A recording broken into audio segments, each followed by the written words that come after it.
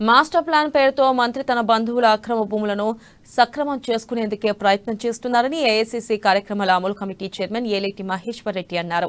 నిర్మల్ జిల్లాలో మీడియా వేదికగా స్థానిక మంత్రిపై ఫైర్ అయ్యారు.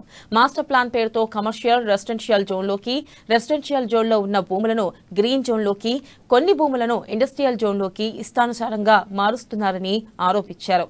ఇక మంత్రి, మున్సిపల్ చైర్మన్ విరుద్ధ ప్రకటనలు చేస్తూ ప్రజలను ఆందోళనకు గురిచేస్తున్నారని విమర్శించారు.